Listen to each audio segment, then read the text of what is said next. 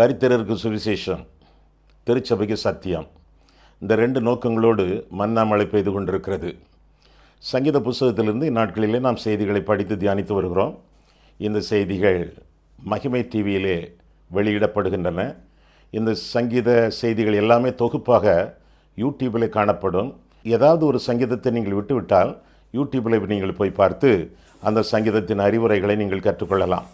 இந்த செய்திகளை கேட்ட பிறகு உங்களுடைய ஆலோசனைகள், ஜெப குறிப்புகள் இவற்றையெல்லாம் நீங்கள் எங்களுக்கு தெரியப்படுத்துவீர்கள் என்றால் உங்களுக்காக ஜெபிப்போம், ஆலோசனைகள் உங்களுக்கு வழங்குவோம். அது மட்டுமல்ல, வேதம் முழுவதற்கும் வேத தியான உரை எழுதியிருக்கிறோம். திருமறை தெளிவுரை என்ற தலைப்பில் 66 புஸ்தகங்களுக்கும் விளக்க உரை எழுதியிருக்கிறோம். வேண்டியவர்கள் நீங்கள் என்னுடைய முகவரியிலே டெலிஃபோனிலே தொடர்பு கொண்டு நீங்கள் அவற்றை பெற்றுக்கொள்ளலாம். 8 வால்யூமில் 8 பாகங்களாக வேதம் முழுவதற்கு விளக்க உரை கொடுக்கப்பட்டிருக்கிறது. அவற்றை நீங்கள் பெற்று ஆசீர்வாதமாக இருக்கவும், உங்களுடைய ஒரு குடும்ப பொக்கிஷமாக அவற்றை கருதவும் உங்களை கேட்டுக்கொள்கிறேன். தொடர்ந்து இந்த செய்திகளை பாருங்கள். இந்த செய்திகளை, இந்த டிவி சேனலை மற்றவர்களுக்கு நீங்கள் அறிமுகப்படுத்துங்கள். ஆண்டவர் உங்களை ஆசீர்வதிப்பாராக. ஆமேன். மன்ன மழையில் நனைய மறுபடியும் உங்களை மகிழ்ச்சியுடன் வரவேற்கிறேன். சங்கீத புஸ்தகத்திலிருந்து இந்நாட்களில் நாம் செய்திகளை படித்து தியானித்து வருகிறோம். இன்றைக்கு 99ஆம் சங்கீதம். இந்த சங்கீதத்தை எழுதியது யார் என்று தெரியவில்லை. அநாதை சங்கீதம் என்று இந்த சங்கீதம் அழைக்கப்படுகிறது. ஆனாலும் வேத வாக்கியங்கள் எல்லாம் ஆவியானவரால் அருளப்பட்டவை என்பதனாலே அநாதை சங்கீதம் என்று இதை குறித்து கூறலாகாது. ஆவியானவருடைய சங்கீதம் என்று இதை குறித்து நாம் அறிவிக்க வேண்டும். 99ஆம் சங்கீதம். வேத புத்தகத்தை நீங்கள் உங்கள் கையிலே திறந்து வைத்துக் கொள்ளுங்கள். நான் வசனங்களை வாசிக்கும் பொழுது என்னோடு வாருங்கள். 99ஆம் சங்கீதம். கர்த்தர் ராஜரிகம் பண்ணுகிறார், ஜனங்கள் தத்தளிப்பார்களாக. அவர் கேருபீன்களின் மத்தியில் வீற்றிருக்கிறார், பூமி அசைவதாக. கர்த்தர் சீயோனில் பெரியவர், அவர் எல்லா ஜனங்கள் மேலும் உயர்ந்தவர். மகத்துவமும் பயங்கரமுமான உமது நாமத்தை அவர்கள் துதிப்பார்களாக. அது பரிசுத்தமுள்ளது. ராஜாவின் வல்லமை நீதியில் பிரியப்படுகிறது. தேவரின் நியாயத்தை நிலை நிறுத்துகிறீர். நீர் யாக்கோபில் நியாயமும் நீதியும் செய்கிறீர். நம்முடைய தேவனாகிய கர்த்தரை உயர்த்தி அவர் பாதபடியிலே பணியுங்கள். அவர் பரிசுத்தம் உள்ளவர். அவருடைய ஆசாரியரில் மோசேயும் ஆரோனும் அவர் நாமத்தை பற்றி கூப்பிடுகிறவர்களில் சாமுவேலும் கர்த்தரை நோக்கி கூப்பிட்டார்கள். அவர் அவர்களுக்கு மறு உத்தரவு அருளினார். மேக ஸ்தம்பத்திலிருந்து அவர்களோடு பேசினார். அவர்கள் அவருடைய சாட்சி பிரமாணங்களையும் அவர் தங்களுக்கு கொடுத்த கட்டளைகளையும் கைக்கொண்டார்கள். எங்கள் தேவனாகிய கர்த்தாவே, நீர் அவர்களுக்கு உத்தரவு அருளினீர். நீர் அவர்கள் கிரியைகளின் நிமித்தம் நீதி சரி கட்டின போதிலும் அவர்களுக்கு மன்னிக்கிற தேவனாய் இருந்தீர். நம்முடைய தேவனாகிய கர்த்தரை உயர்த்தி அவருடைய பரிசுத்த பர்வதத்திற்கு நேராக பணியுங்கள்.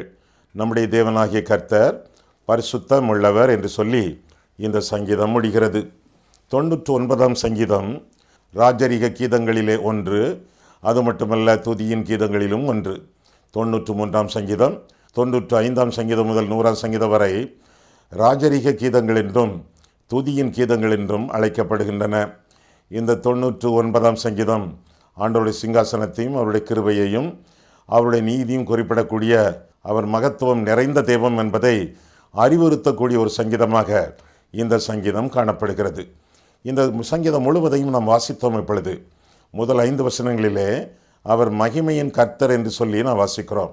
அவர் மகிமையின் கர்த்தர், அவர் பெரியவர், பெரிய கர்த்தர். ஆண்டவர் பெரியவர். நம்முடைய பிரச்சனைகளோ சிறியவை.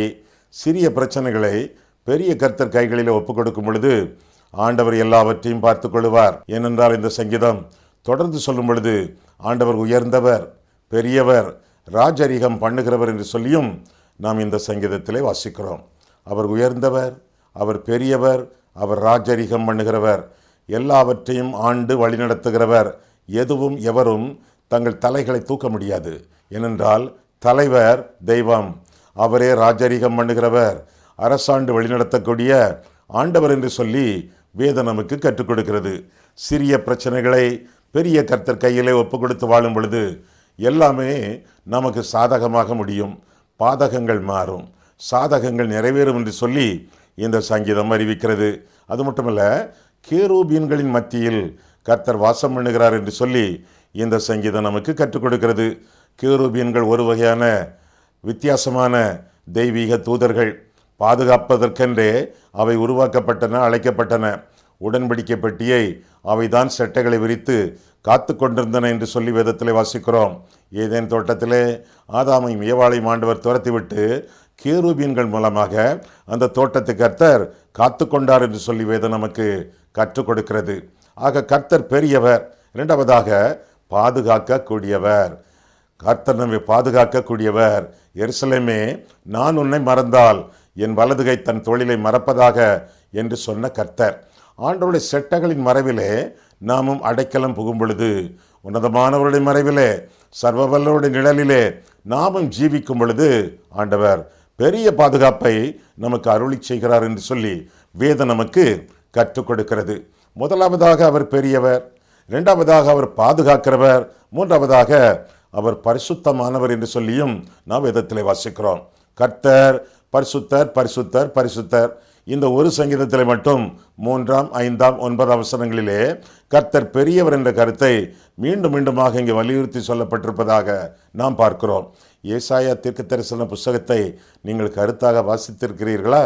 அந்த புத்தகத்திலே 39 தடவை கர்த்தருடைய பரிசுத்தம் என்ற வார்த்தை காணப்படுகிறது.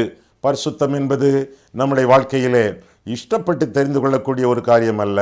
அது நம்முடைய தலையின் மேல் விழுந்த கட்டாய கடமை. பாவியான மனுஷன் தேவனுடைய பிரசன்னத்திற்குள்ளே வர முடியாது. பரிசுத்த அலங்காரத்துடனே அவன் கர்த்தரை தொழுது கொள்ள வேண்டும். எனவே நம்மை பரிசுத்தப்படுத்தக்கூடிய ஆண்டவர் அவர் பரிசுத்தர், பரிசுத்தர், பரிசுத்தர். நீதியிலும் நியாயத்திலும் பிரியப்படுகிற பரிசுத்த கர்த்தர் என்று சொல்லி 4 வசனத்திலே நாம் வாசிக்கிறோம். ஆண்டவர் பரிசுத்தராக இருக்கிறது போல நாமும் நம்முடைய நடத்தைகள் எல்லாவற்றிலும் பரிசுத்தமாக ஜீவிக்க வேண்டும் என்று சொல்லி வேதம் நமக்கு கற்றுக் கொடுக்கிறது.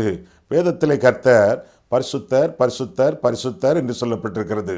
3 முறை, 2 முறை அல்ல, 4 முறை அல்ல, 3 முறை கோர்வையாக பரிசுத்தர், பரிசுத்தர், பரிசுத்தர் என்று ஆண்டவருடைய நாமம் இடம்பெறுகிறது.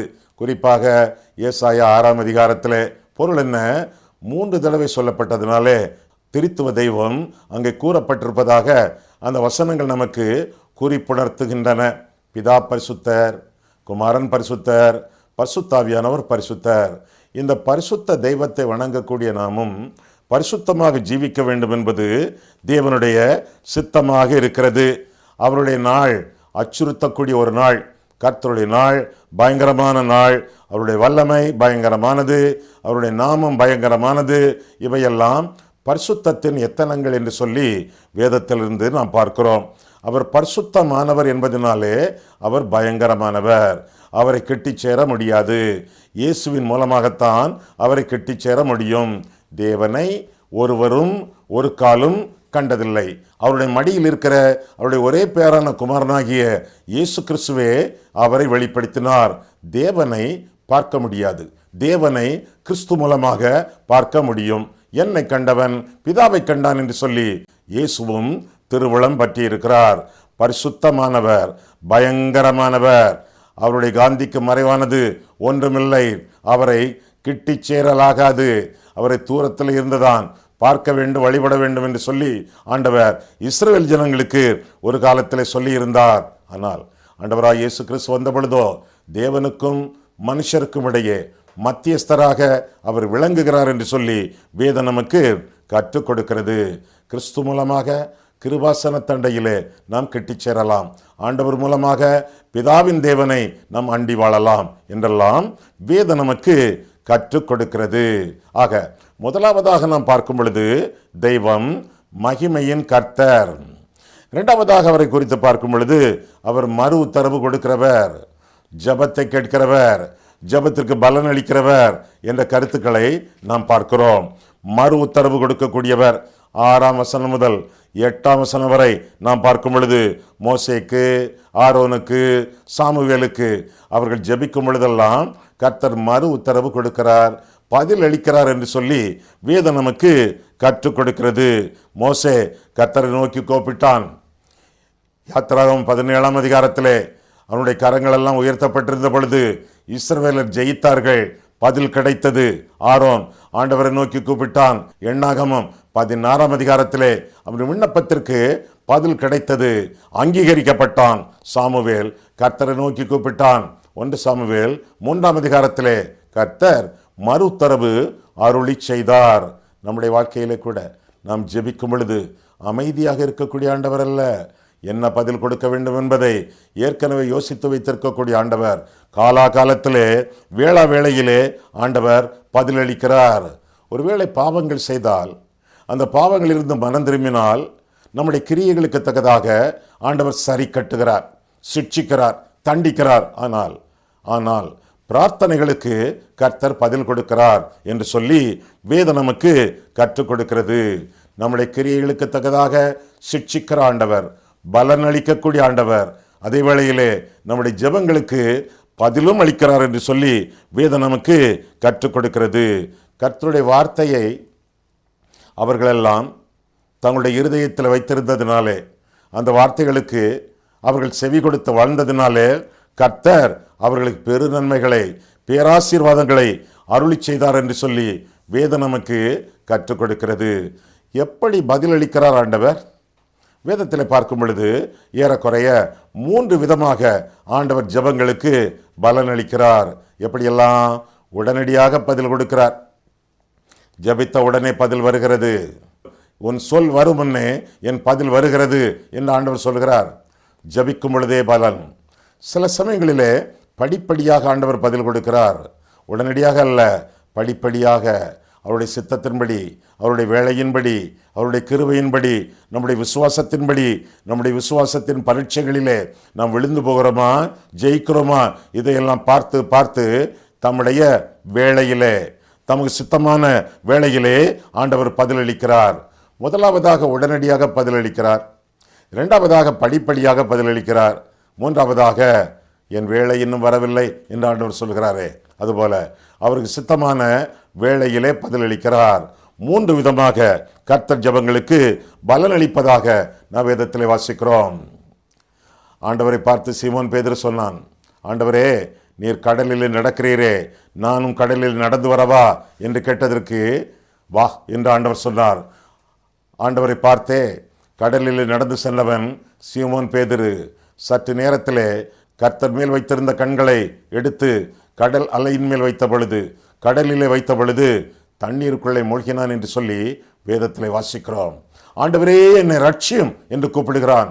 கொஞ்சம் நேரம் கழித்து ரட்சிக்கிறேன், என் வேலை இன்னும் வரவில்லை என்றெல்லாம் ஆண்டவர் சொல்லாமல் உடனடியாக அவனை ஆண்டவர் தூக்கி எடுத்தார் என்று சொல்லி வேதத்திலே வாசிக்கிறோம்.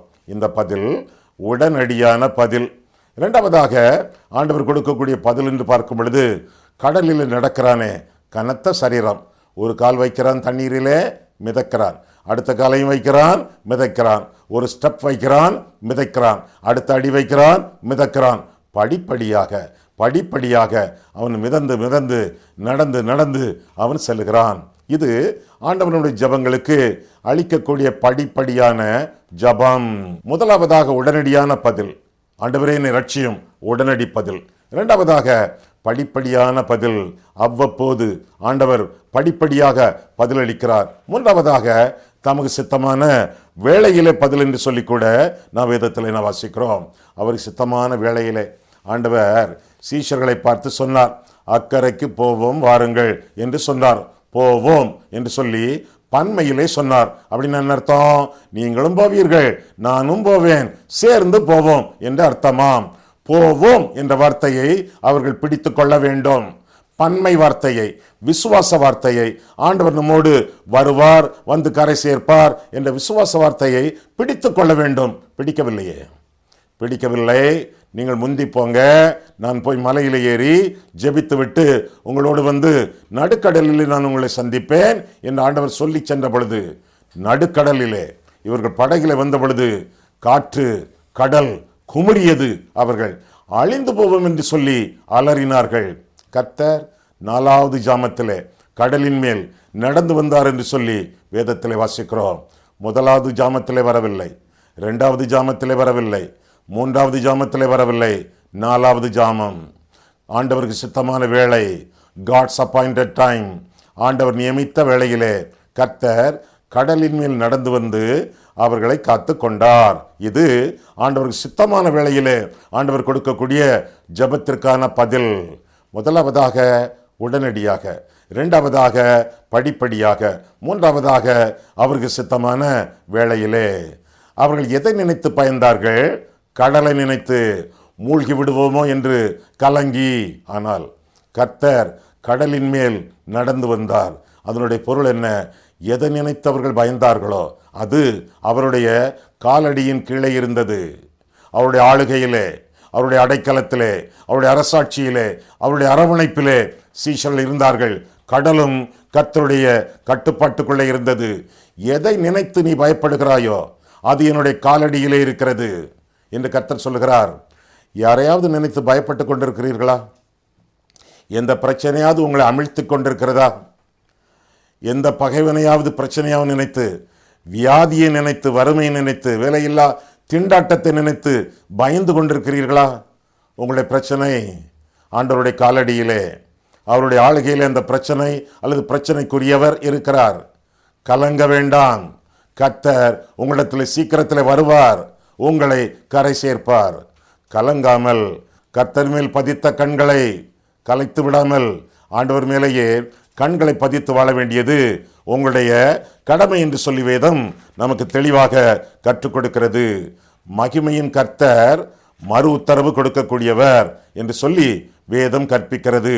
சரி, இந்த ஜெபத்திற்கு, நம்முடைய ஜெபத்திற்கு ஆண்டவர் பதிலளிக்க வேண்டும் என்றால் சில நிபந்தனைகள் அங்கே சொல்லப்பட்டிருக்கின்றன.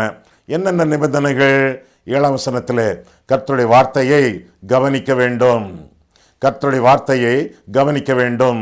வேத வசனத்தை பார்த்து அது சொல்லக்கூடிய வசனங்களுக்கு கீழ்ப்படிய வேண்டும். அது சொல்லக்கூடிய வாக்குத்தத்தங்களை பற்றி பிடித்து கொள்ள வேண்டும். வசனங்களை கவனிக்க வேண்டும். அதைத்தானே சீஷர்களிடத்தில் ஆண்டவர் சொன்னார், அக்கறைக்கு போவோம். போவேன் அல்ல, போவீங்க என்றல்ல, போவோம். நீங்களும் நானும் சேர்ந்து போவோம். வசனத்தை கவனியுங்கள், கருத்தாக அதை கவனியுங்கள். ஆபிரகாம் சொன்னான், ஆபிரகாம் தன்னுடைய வேலைக்காரனிடத்தில் சொன்னான், நான் பிள்ளையாண்டானை அழைத்து கொண்டு மலைக்கு போகிறேன் பலி செலுத்துவதற்காக.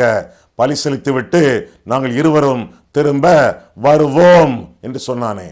வருவோம் என்று பன்மையிலே அவனை பலி செலுத்தி விட்டு நான் மட்டும் திரும்பி வருவேன் என்று அவன் எண்ணவில்லையே. போவோம், திரும்பி வருவோம். போன பிறகு பலி செலுத்த வேண்டுமே.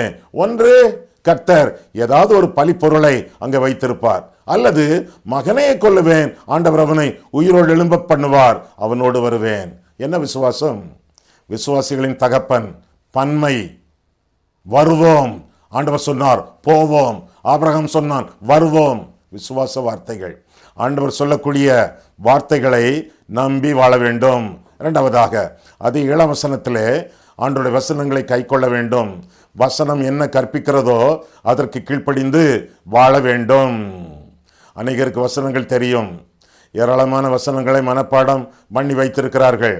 வேத அறிவு போட்டியிலெல்லாம் அவர்களுக்கு தான் முதல் பரிசு.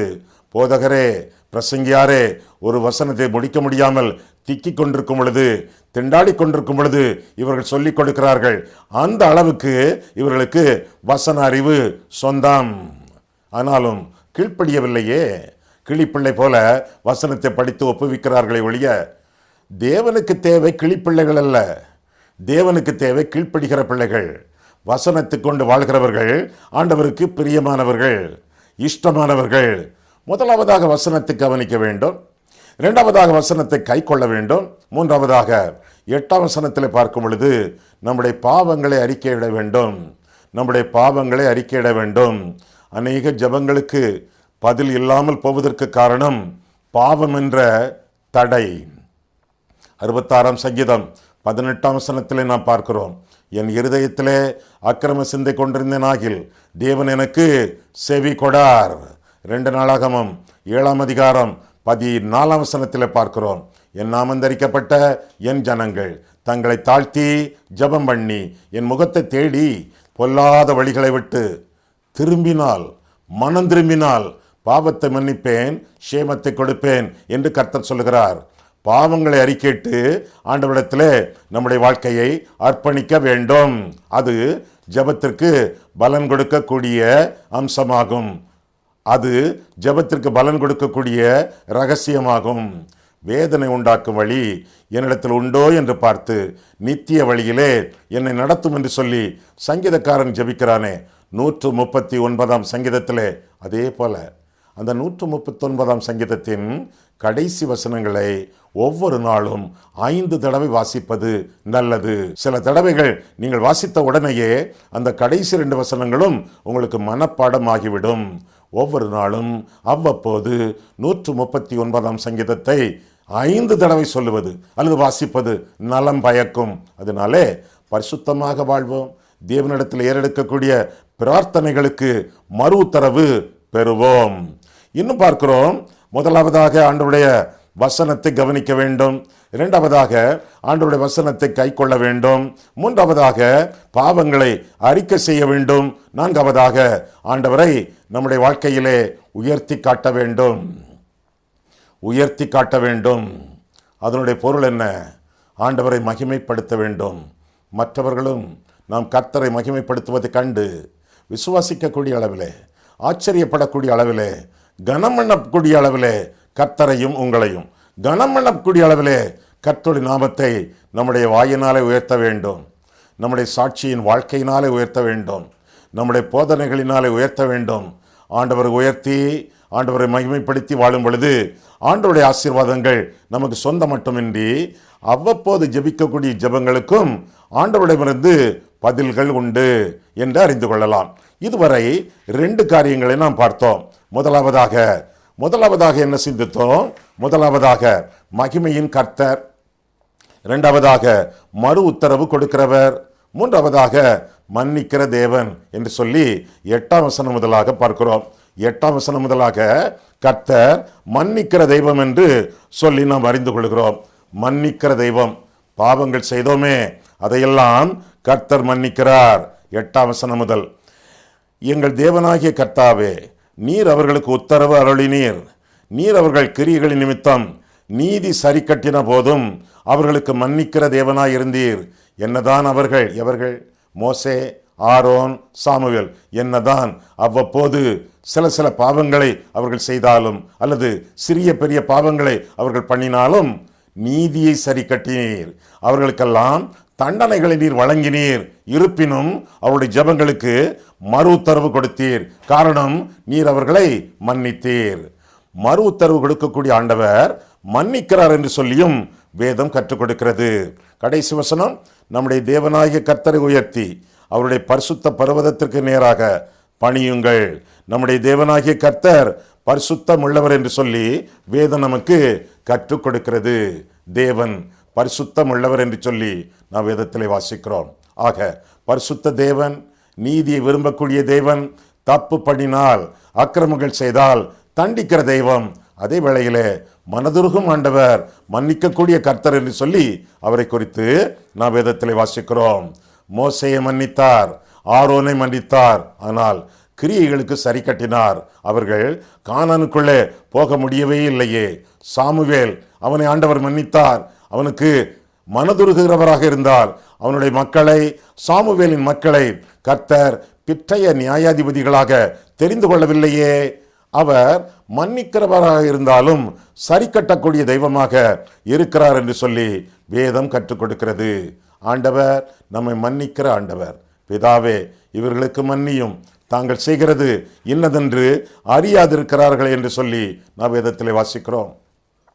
இந்த உலகத்திலே நாம் பிறப்பதற்கு முன்பே ஆண்டவராகிய கிறிஸ்து நமக்காக இந்த உலகத்திலே பிறந்து நம்முடைய பாவங்களுக்காக சிலுவையிலே இறந்து நமக்கு வேண்டிய இரட்சிப்பை சம்பாதித்து வைத்து விட்டார். எப்பேற்பட்ட ஆண்டவர்! எவ்வளவு கரிசனையுள்ள ஆண்டவர்! எவ்வளவு நித்திய பேரன்பு கொண்ட ஆண்டவர்! எவ்வளவு நித்திய மன்னிக்கும் ஆண்டவர்! நித்தியமாக மன்னிக்கக்கூடிய ஆண்டவர். அந்த ஆண்டவரிடத்திலே நாம் இன்றைக்கு கிட்டி சேர்ந்திருக்கிறோம். மன்னிக்கக்கூடிய இந்த தெய்வத்திற்கு மாறுத்தரம் நாம் கொடுப்பது எப்படி? அவர் மகிமையின் கர்த்தர், மறு உத்தரவு அருளி செய்கிறவர், அவர் மன்னிக்கிற தேவன். அவருக்கு மாறுத்தரம், பிரதியுத்தரம் நாம் எப்படி கொடுப்பது? 3ஆம் வசனத்தில் பார்க்கும் பொழுது அவருக்கு துதி செலுத்த வேண்டும். 5ஆம் வசனத்திலே, 9ஆம் வசனத்திலே நாம் காணும் பொழுது அவருக்கு ஆராதனை செய்ய வேண்டும். 3ஆம் வசனத்திலே, 5ஆம் வசனத்திலே, இன்னும் 9ஆம் வசனத்திலே நாம் பார்க்கும் பொழுது அவரை உயர்த்தி காட்ட வேண்டும், மகிமைப்படுத்த வேண்டும். அது மட்டுமல்ல, 9ஆம் வசனத்திலே நம்முடைய கீழ்ப்படிதலின் மூலமாக அவரை மகிமைப்படுத்த வேண்டும். கர்த்தரே தேவன் என்று அறியுங்கள், அவர் கைக்குள்ளான ஆடுகள் நாம். அவருக்கு கீழ்ப்படிந்து, அவருக்கு பின் சென்று, அவருக்கு செவி கொடுத்து, அவருடைய சாட்சிகளாக இந்த உலகத்திலே வாழ வேண்டும் என்ற கருத்தை இந்த பகுதியிலே வாசிக்கிறோம். ஆண்டவருக்கு பிரியமானவர்களே, உங்களுடைய வாழ்க்கை இந்நாட்களிலே எப்படி இருக்கிறது? 99ஆம் சங்கீதம் காட்டக்கூடிய வாழ்க்கையாக உங்களுடைய வாழ்க்கையை அமைந்திருக்கிறதா? 99ஆம் சங்கீதத்தின் சகல ஆசீர்வாதங்களும் உங்களுடைய வாழ்க்கையிலே பொருந்தி இருப்பதாக ஒரே ஒரு காரியம், முக்கியமான காரியம், ஆண்டவருக்கு முன்பாக உங்களுடைய வாழ்க்கையை உயர்த்தி காட்ட வேண்டும். கர்த்தரே நம்முடைய கொடி, உயரமாக உயர்ந்த இடத்திலே அது கட்டப்பட வேண்டும். அதுபோல நம்முடைய வாழ்க்கையிலே ஆண்டவரை உயர்த்தி காட்டக்கூடிய மக்களாக நாம் விளங்க வேண்டும். என்னை கனம் பண்ணுகிறவர்களை நான் கனம் பண்ணுவேன் என்று சொல்லி ஆண்டவர் சொல்லி இருந்தாரே. கனம் பண்ணாதவர்களை எல்லாம் ஆண்டவர் கனம் பண்ணி இருக்கும் பொழுது, கனம் பண்ண நம்மை ஒப்பு கொடுக்கும் பொழுது ஆண்டவர் எத்தனை அளவாய் ஆண்டவர் நம்மை கனம் பண்ணுவார். சற்று யோசித்து பாருங்கள். உங்களுடைய 5 வயதிலே, உங்களுடைய 10 வயதிலே, உங்கள் பள்ளி பருவத்திலே, உங்களுடைய கல்லூரி பருவத்திலே நீங்கள் எப்படி இருந்தீர்கள்? இன்றைக்கு எப்படி இருக்கிறீர்கள்? உயர்த்தி இருக்கிறாரா இல்லையா? உங்களை உயர்த்தி இருக்கும் ஆண்டவரை நீங்களும் உயர்த்தி அவரை கனம் பண்ணி மகிமைப்படுத்தி வாழ வேண்டியது உங்களுடைய கடமையாகும். கண்களை மூடுவோம், கர்த்தரை பார்ப்போம்.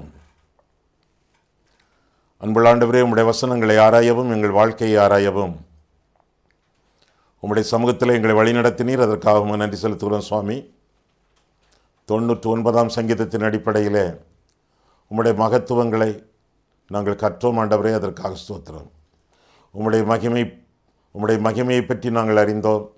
நீர் மறு உத்தரவு கொடுக்கக்கூடிய தெய்வம் என்றும் நாங்கள் அறிந்தோம். மேலாக ஆண்டவரே, நீர் எங்களை மன்னிக்கிற ஆண்டவர். நீர் எங்களை மன்னிக்காவிட்டால் எங்களுக்கு வாழ்க்கையே இல்லையே கர்த்தாவே.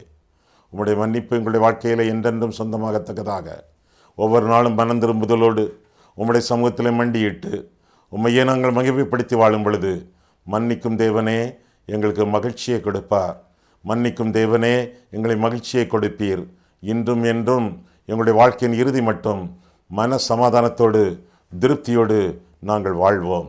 அந்த கிருபையை நீர் அருளினதற்காக, அந்த கிருபையை நீர் அருளப் போவதற்காக உமக்கு ஸ்தோத்திரம் ஆண்டவரே. இயேசு கிறிஸ்துவின் நாமத்தில் ஜெபிக்கிறோம் பிதாவே, ஆமேன்.